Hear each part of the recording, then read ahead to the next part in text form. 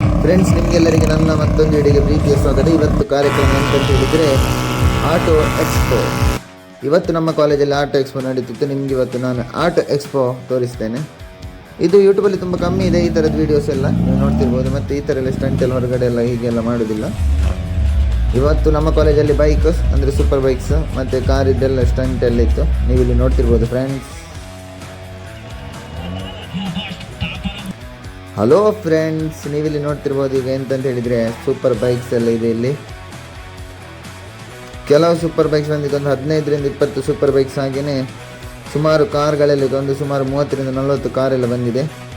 ಇಲ್ಲಿ ಸುತ್ತಲೂ ಕಾರೆಲ್ಲ ನಿಂತಿತ್ತು.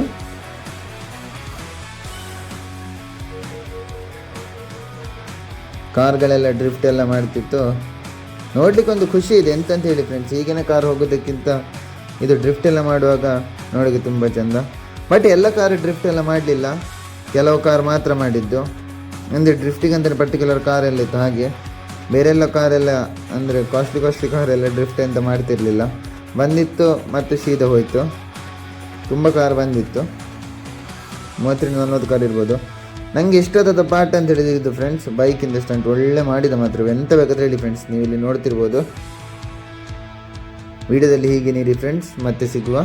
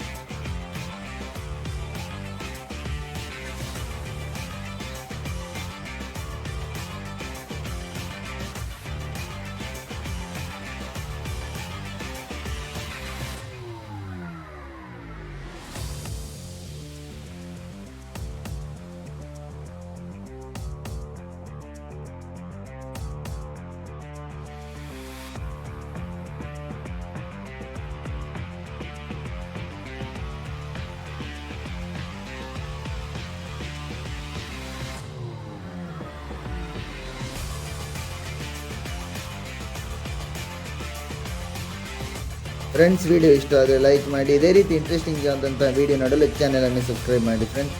ಮತ್ತೊಂದು ವಿಡಿಯೋದಲ್ಲಿ ಸಿಗುವ ಫ್ರೆಂಡ್ಸ್. ಅಲ್ಲಿ ತನಕ ಬಾಯ್ ಬಾಯ್.